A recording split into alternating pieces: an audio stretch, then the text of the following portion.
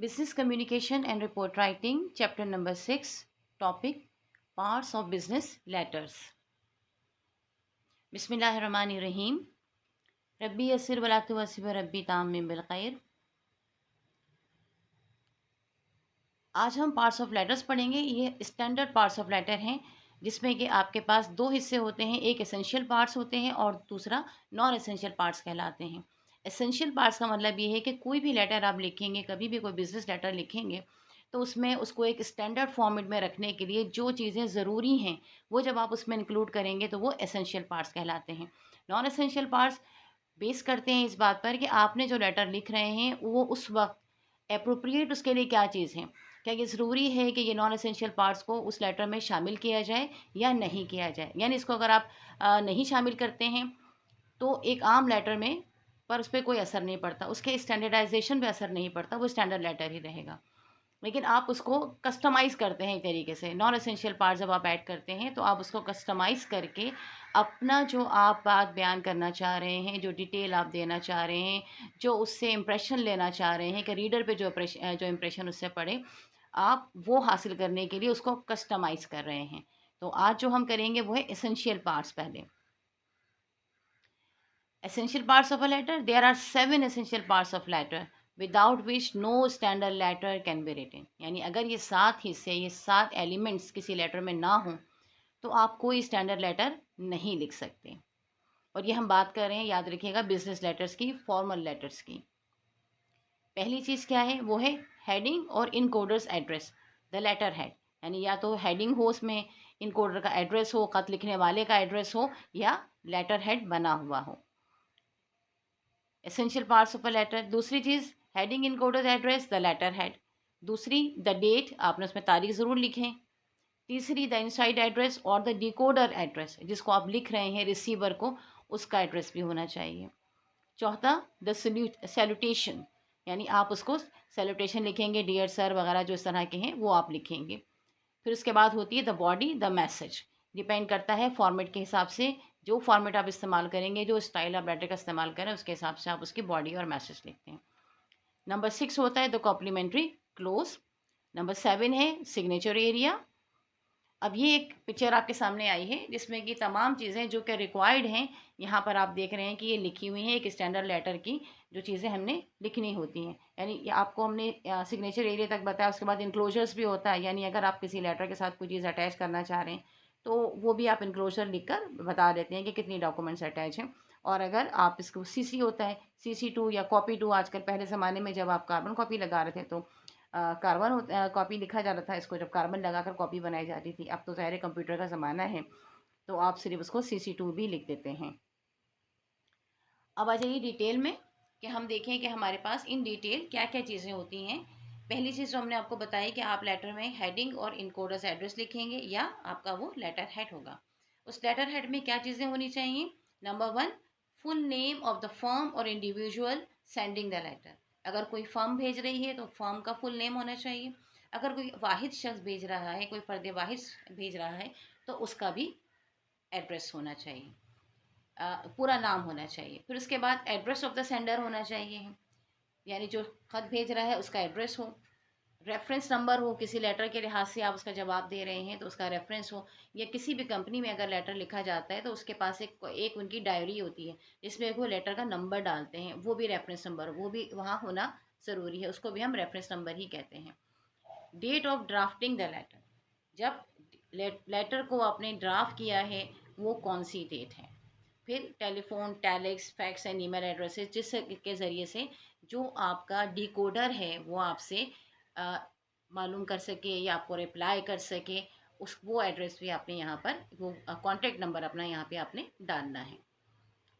जैसे कि आप इस पिक्चर में देख रहे हैं, ये एक फ़र्ज़ी मैंने एड्रेस बनाया है कि पहले देखिए गैलेक्सी केमिकल्स यानी कंपनी का नाम है, 47 उर्दू बाज़ार कराची, एड्रेस हो गया. Contact number phone 0123123456, because fake numbers हैं लिहाजा इस तरह से लिखा हुआ है. फिर उसके बाद कॉन्टैक्ट के लिए ईमेल एड्रेस भी दिया हुआ है. तो इस तरह से हम लेटर हेड भी बना सकते हैं और इसी तरीके से हम इनसाइड एड्रेस जो है वो भी लिख सकते हैं. इसके बाद आ गई डेट. डेट लिखने के दो तरीके होते हैं. एक तरीका तो ये है कि आप पहले महीना लिखें, फिर दिन लिखें और फिर उसके बाद साल लिखें। जैसे कि यहाँ पे आपको जो नज़र आ रहा है जुलाई 2 कॉमा 2022। ठीक है, एक तरीका ये हो गया। दूसरा तरीका क्या है कि आपने पहले डे लिख दिया, उसके बाद आपने महीना लिखा और उसके बाद साल लिखा। लाइक 2 जुलाई कॉमा है, उसके बाद 2022 यानी 2 जुलाई 2 जुलाई 2022।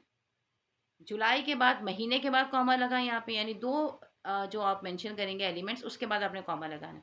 ऊपर जब आप पहले महीना लिख रहे हैं, फिर डे लिख रहे हैं और फिर ईयर लिख रहे हैं, तो महीने और डे के बाद आपने कॉमा लगाया। अब यहाँ पर आप पहले डे लिख रहे हैं, फिर महीना लिख रहे हैं और फिर ईयर लिख रहे हैं, तो डे और महीने के बाद आपने कॉमा लगाया, एक स्पेस दी और उसके बाद आपने ईयर लिख दिया। तो ये दो तरीक़ेकार हैं जो कि डेट लिखने में यूज़ किए जाते हैं किसी भी लेटर में। अब इसके बाद आ जाइए नंबर 3, द इनसाइड एड्रेस और द डी कोडर एड्रेस। जिसको आपने ख़त लिखा है, जो आपका ख़त पढ़ेगा, जो रिसीवर आपका है, उसका एड्रेस आपने लिखना है। इसमें क्या क्या चीज़ें होनी चाहिए? इट कंसिस्ट ऑफ नेम, वही बात, एड्रेस, हाउ टू राइट। अब आप लिखेंगे कैसे इसको, यानी उसका नाम लिखा, एड्रेस लिखा।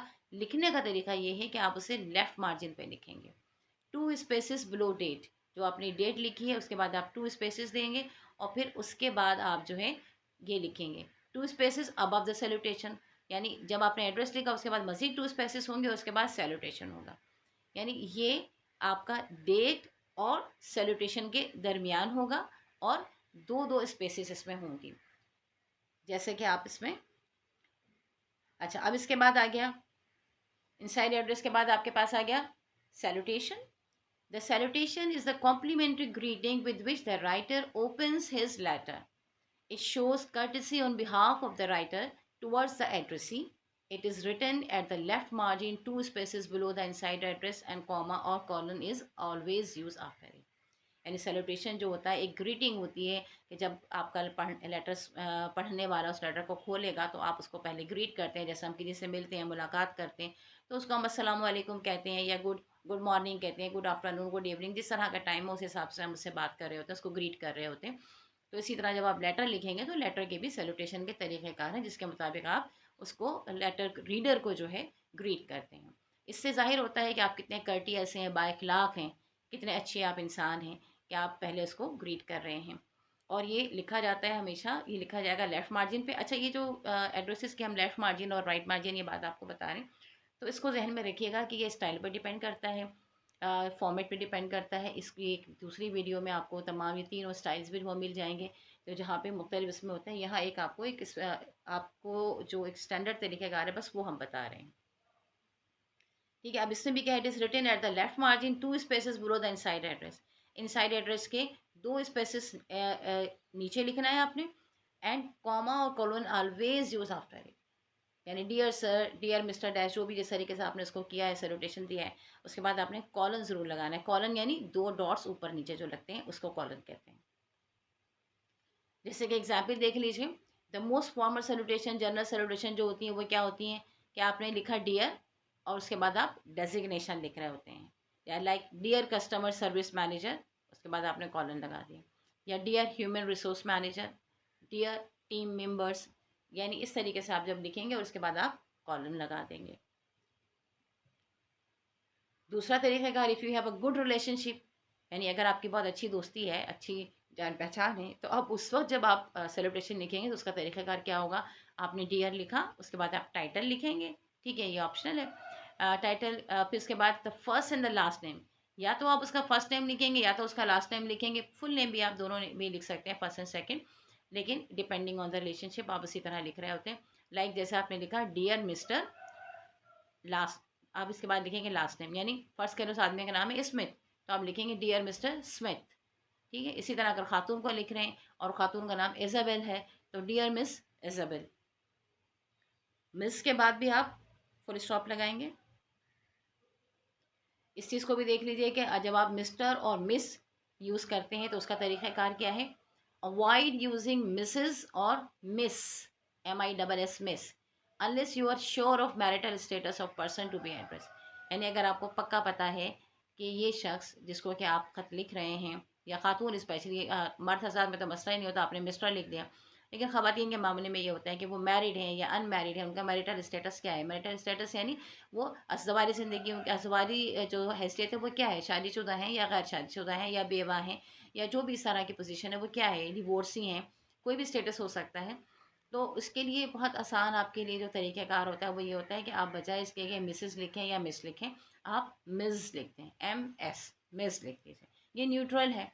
ये टाइटल मैरिड खातून के लिए भी इस्तेमाल हो सकता है, अनमैरिड के लिए भी इस्तेमाल हो सकता है, डिवोर्सी के लिए भी इस्तेमाल हो सकता है, यानी किसी भी मैरिटल स्टेटस के लिए इस्तेमाल हो सकता है। तो इसकी एग्जाम्पल क्या है, जैसे डियर मिस आयशा, ठीक है, इसको पढ़ा भी मिस इस तरह जाता है। ऐसा use mister for addressing a mail recipient, जब मेल को रिसिपेंट को आप दे रहे हैं तो आप dear mister Jain, dear mister Ahmad for example name लिए गए हैं, इस तरह से आप लिख सकते हैं। Salutation for people with professional degree, अब कुछ लोग ऐसे हैं कि जिनके पास प्रोफेशनल डिग्री है, अब ऐसे लोगों के लिए आप सैल्यूटेशन कैसे लिखेंगे, तो उसका तरीक़ाकार क्या है कि salutation for person holding doctorate और मेडिकल डिग्री, अगर किसी के पास डॉक्टरेट यानी PhD की डिग्री है या मेडिकल का वो डॉक्टर है, तो आप क्या करेंगे, आप पहले डियर लिखेंगे, उसके बाद आप उसकी जो डिग्री है वो लिखेंगे यानी डॉक्टर, उसके बाद फुल स्टॉप लगाएंगे, क्योंकि डॉक्टर का आप DR लिख रहे हैं, पूरा डॉक्टर नहीं लिखेंगे। उसके बाद उन साहब का नाम लिख दीजिए। सपोज़ हम करते हैं कि हम जिसको ख़त लिख रहे हैं उनका नाम अहमद है, तो अहमद लिख दीजिए और कॉलन लगा दीजिए। Salutation for a professor number 2, अगर कोई प्रोफेसर है तो फिर आप क्या लिखेंगे, डियर प्रोफेसर अहमद, यानी आपने डियर लिखा, उसका जो उसकी डिग्री थी, प्रोफेशनल डिग्री थी वो लिखी, और फिर उसके बाद नेम लिख के आपने डेजिग्नेशन जो कॉलन है वो लगा दिया। सैल्यूटेशन फॉर मल्टी रेसिपेंट, ऐसा भी होता है ना कि हम अपना कद जो है वो लिख रहे हैं, वो 2-4 लोगों को एक साथ लिख रहे हैं, तो अब मल्टी रेसिपिएंट अगर हैं तो हम क्या करेंगे, write name with title and separate each name with comma. Title मतलब मिस्टर है, मिस है, इस तरह से वो आप टाइटल आपने लिखा और फिर उसके बाद हर नाम के बाद कॉमा लगाए, like dear mister Sami comma, miss Fatima comma, doctor Ahmad. ये 3 रेसिपिएंट आपके हो गए। अब आपने इसको कॉलन लगा के कंप्लीट कर लिया। Salutation when gender is unknown, अब कोई ऐसा बंदा है जिसका आपको पता ही नहीं है कि भाई वो मेल है या फीमेल है, तो ना मिस वाली बात लिखी जा सकती है ना मिस्टर वाली बात लिखी जा सकती है, क्योंकि आप देखें बाज़ नाम ऐसे होते हैं जिसके बारे में जो ख़वातीन के भी होते हैं और जो मर्द हज़रात के भी होते हैं, हमारे यहाँ कॉमनली यूज़ होते हैं, लाइक रोशन, लड़के का भी नाम होता है, रोशन बेगम, रोशन साहब, ठीक है। इसी तरह शमशाद नाम है, ख़ातून का भी होता है, शमशाद बेगम बहुत मशहूर गुलकारा रही हैं, और शमशाद साहब, ये नाम भी इस्तेमाल हो सकता है। अब ऐसे नाम के साथ अगर आप क्या करेंगे, आप मिस्टर लगाएंगे या मिसेस लगाएंगे या मिस लगाएंगे, क्योंकि आपको तो जेंडर ही नहीं पता मेल या फीमेल है, तो आसान तरकीब ये है कि फिर आप कोई टाइटल मत लगाइए, आप सिंपली डियर के साथ उस बंदे का नाम लिख दीजिए, लाइक डियर रोशन खान। अब रोशन खान खातून का नाम भी हो सकता है, मैं सोचेगा कि खान लिखा हुआ है तो आप उसको जो है मर्द ही तस्वुर करेंगे। मेरे अपने नाम के साथ जो है जब बाहर किसी उसमें लिखा जाता है नाम, तो मेरे नाम के साथ जो है वो शैला खान लिख देते हैं, शैला यूसुफ लिखने के बजाय।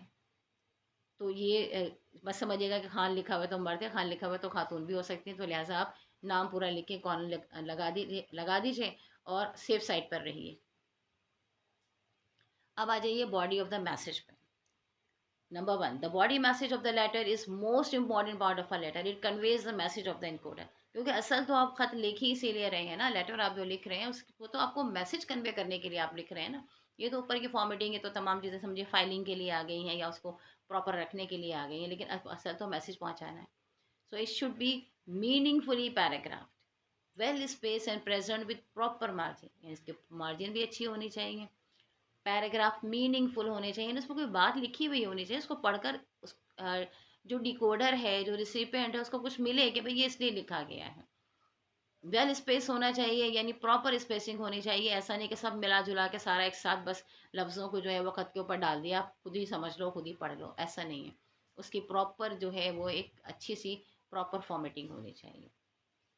It should begin 2 spaces below the salutation, और जो बॉडी है वो 2 spaces below the salutation, salutation के बाद 2 स्पेस। अच्छा, ये बार बार मैं स्पेस कह रही हूँ, जो लोग कंप्यूटर जानते हैं उन्हें तो बहुत अच्छी तरह से पता है क्या करना है, और जो नहीं पता उनके लिए मैं बता दूँ कि 2 मरतबा एंटर को प्रेस कर दीजिए तो 2 स्पेसेस आ जाएंगे। अच्छा, in case of more than 1 paragraph, each paragraph should discuss only 1 topic. अगर आप एक से ज़्यादा पैराग्राफ वाला लेटर लिख रहे हैं तो हर पैराग्राफ में सिर्फ एक ही बात है जिसका तस्करा होगा। यानी फ़र्ज़ कीजिए कि अगर आप एक लेटर लिख रहे हैं तो पहले लेटर में पहले जो आपकी लाइन होगी, फर्स्ट लाइन में आप उसका जो पर्पज़ है लिखने का वो लिख देंगे। सेकंड जो आपका यानी वो फर्स्ट आपका पैराग्राफ हो गया 1 से 2 लाइनों में। दूसरा जो आपका पैराग्राफ होगा उसमें आप डिटेल लिख दीजिए। सेकंड में आप जो एक्सपेक्ट करते हैं कि इस लेटर को पढ़ने के बाद वो शख्स जो भी रिएक्शन करेगा, जो उसको करना चाहिए, जो आप एक्सपेक्ट कर रहे हैं कि ऐसा होना चाहिए, वो बात लिख दीजिए। थैंक यू कर दीजिए फिर उसका। Like concluding paragraph. Concluding paragraph plays an important role in the effectiveness of message. Concluding paragraph should be short, that is only 1 or 2 sentence long. जैसे मैंने आपको अभी आपको बताया ना कि जब आप एंड कर रहे हैं तो बस जो आप एक्सपेक्ट कर रहे हैं वो चीज़ आप लिख दीजिए। Like in concluding paragraph you can express thanks, offer an invitation, summarize a key point और confirm a connection, depending on कि आपने किस टाइप का लेटर लिखा है। थैंक यू लेटर लिखा है तो वंस अगेन उसमें थैंक यू कर दीजिए। कोई ऑफर इन्विटेशन की है तो वंस अगेन उसको ऑफर कर दीजिए। और अगर आपने कोई बात बड़ी इंपॉर्टेंट से लिखी है तो एंड में उसको समराइज कर दीजिए, की पॉइंट्स को उसको कंफर्म कर दीजिए और कंफर्म अ कनेक्शन वो बता दीजिए आप उसे, ठीक है। अच्छा, then examples of concluding paragraph क्या हो सकते हैं। आपको एग्जाम्पल्स भी दी जा रही है ताकि आपको देखिए कहना बहुत आसान होता है, करना थोड़ा मुश्किल होता है और वो प्रैक्टिस से आता है। जब आप प्रैक्टिस करेंगे तो वो भी आसान हो जाता है और जितना आप पढ़ेंगे उतना ज़्यादा आसान होगा। जैसे अब आप यहाँ देख लीजिए कि कंक्लूडिंग पैराग्राफ में आप लिख सकते हैं, I look forward to hearing slash meeting from you soon, यानी या तो हियरिंग लिख दीजिए या मीटिंग लिख दीजिए। Number 2, I appreciate your input on this matter. तीसरा, thank you for your understanding and I will contact you next week with more details. चौथा, if you have any further questions please do not hesitate to contact me. ये भी आप लिख सकते हैं। और ये भी लिख सकते हैं कि please feel free to follow up with any question और कंसर्न। ये अमूमन आपने बहुत ज़्यादा देखा होगा कि ये लेटर में अमूमन फॉर्मल लेटर्स में ये 12 सेंटेंस बहुत ज़्यादा लास्ट पैराग्राफ के तौर पर इस्तेमाल किया जाता है। इसके बाद आप ये भी लिख सकते हैं, आई await your reply with interest. ठीक है, अगर आपने कोई सीवी वगैरह लिखी हुई है, सीवी का कवरिंग लेटर है तो उसमें अमूमन लिखा जा सकता है कि भाई मुझे इंतज़ार रहेगा इंटरेस्ट के साथ कि आप में, या कोई ऑफ़र आपने उनको की है तो आप ये सेंटेंस लिख सकते हैं। दूसरा, it has been a pleasure doing business with you. अगर किसी के साथ आपने कोई मीटिंग की है, कोई काम किया, उसके बाद आप उसको एक थैंक यू लेटर लिख रहे हैं तो आप ये जुमला लिख सकते हैं। Then, thank you for the recommendation and I will keep you update on my status. किसी का आपने रिकमेंडेशन लिखा, आप उसको थैंक यू लिख रहे हैं, किसी ने आपको रिकमेंड किया, आप उसको थैंक यू लिख रहे हैं तो आप उसको कहेंगे कि भाई मैं आइंदा जो होता रहेगा आपको बताता रहूँगा। Then, thank you for your time and consideration, या please let me know if I can be of any more assistance, या your time is greatly appreciated. ये सारी एग्जाम्पल्स हैं, आप इनमें से कोई भी कोट कर सकते हैं और आप खुद भी लिख सकते हैं कोई अच्छी सी example. One more, thank you for your prompt attention, I am available at, फिर इसके अंदर कॉन्टैक्ट मेथड लिख दीजिए, if you need to discuss further, या लिख दीजिए your guidance has been invaluable and I hope to work with you again soon. ये भी आप लिख सकते हैं। तो ये बहुत सारी चीज़ें हैं जिसको कि आप लिख सकते हैं। फिर आप जब आपने ये कॉम्प्लीमेंट्री आपने ये क्लोज लिख लिया, आपने लास्ट कंक्लूडिंग पैराग्राफ लिख लिया, तो अब बारी आ जाती है द कॉम्प्लीमेंट्री क्लोज की। Complimentary close declares the end of the letter, it is a goodbye to the reader. यानी जब आपने कॉम्प्लीमेंट्री क्लोज लिखा इसका मतलब है अब आप उसे खुदा हाफिज़ कह रहे हैं। It should complement the salutation, जैसा सैल्यूटेशन लिखा है उसके हिसाब से आपने लिखना है। It should be written 2 spaces below the body of the letter, जो बॉडी ऑफ द लेटर है उससे आपने 2 स्पेसेस बिलो लिखना है। देखिए इस चीज़ को बहुत याद रखिएगा कि जो आपको बताया जा रहा है कि कितने स्पेसेस नीचे लिखना है, क्योंकि फॉर्मेटिंग ये बहुत इंपॉर्टेंट चीज़ है। अब ये डिफरेंट सैल्यूटेशंस हैं जो आपको बताया मैं आपको बता रही हूँ, या स्लाइड्स पे आप देखते रहिए। यानी अगर आपने सैल्यूटेशन लिखा है डियर सर या मैडम लिखा है, सर लिखा है या मैडम लिखा है, तो कॉम्प्लीमेंट्री के रोज़ आपका ये होना चाहिए, yours respectfully, respectfully yours, yours obediently, obediently yours. अच्छा, एक चीज़ नोट कर लीजिएगा कि यहाँ देखिए योर्स जो लिखा हुआ है इसमें कहीं पे भी एपस्ट्रॉफी एस नहीं है। तो इस बात को याद रखिएगा कि योर्स जो है एक अपना पॉजेसिव प्रोनाउन है, इसमें आपको कोई ज़रूरत नहीं है कि आप इसमें एपस्ट्रॉफी एस लगाएं, ये गलत है। चलता चला आ रहा है, बहुत सारे ख़तों में आपको लेटर्स में आपको लिखा हुआ नज़र आएगा, लेकिन काइंडली आप क्योंकि बिजनेस इंग्लिश पढ़ रहे हैं तो आप ये गलती हर किस नहीं कीजिएगा। आपने योर्स लिखना और उसके आगे जो भी वर्ड आपने लिखना है वो आपने लिखना है, चाहे रिस्पेक्टफुली लिखें या ओबीडियंटली लिखें या सिंसियरली लिखें, जो भी आप लिखें, ठीक है। क्योंकि सर और मैडम बिल्कुल फॉर्मली आप कर रहे हैं, एड्रेस सैल्यूटेशन आप दे रहे हैं, तो लिहाजा आपका कॉम्प्लीमेंट्री क्लोज भी ऐसा ही होना चाहिए। इसके बाद अगर आप लिख रहे हैं dear sir, dear madam, the dear mesdames, gentleman, ये सब लिख रहे हैं, तो फिर yours truly, truly yours, very truly yours या योर्स फेथफुली, ये आपके कॉम्प्लीमेंट्री क्लोज हो सकते हैं। अगर आपने लिखा है dear mister X Y Z, my dear mister X Y Z या सिर्फ डियर, तो yours sincerely, yours very sincerely, yours cordially, यानी जितनी मोहब्बत से आप सैल्यूटेशन दे रहे हैं उतनी क्लूज का इजहार आपने कॉम्प्लीमेंट्री क्लोज में भी करना है। अब आगे आपका signature area. It is written below the complimentary close, it should be in ink and handwritten, यानी सिग्नेचर जो है वो आपका कंप्यूटर नहीं डालेगा, वो आपने अपने पेन से लिखना है। The designation can be written if required, और अगर आप चाहें तो उसके नीचे अपना डेजिग्नेशन भी लिख सकते हैं अपनी सिग्नेचर्स के नीचे। अब हमारा ये तमाम पार्ट्स जो इम्पोर्टेंट थे वो मैंने आपको बता दिए हैं, और बहुत शुक्रिया। Thank you and happy learning. Video को ज़रूर लाइक शेयर कीजिएगा, और अगर आपने अभी तक चैनल सब्सक्राइब नहीं किया तो सब्सक्राइब भी कीजिएगा, ताकि जो मज़ीद दूसरी जो लेटर से रिलेटेड आपकी जितनी भी वीडियोज़ हैं मुझे आपको फ़ौरी तौर पर मिल सकें। उम्मीद है कि आपको ये वीडियो पसंद भी आई होगी और आपके लिए कारआमद भी साबित होगी। हमें दुआओं में याद रखिएगा, हमारी दुआ आपके लिए है कि अल्लाह ताला आपको कामयाबी अता फ़रमाए। अल्लाह ताला आपके हक़ में तमाम रास्तों को आसान कर दे, आपकी कामयाबी के हर रास्ते को आसान कर दे। आमीन सुम्मा आमीन।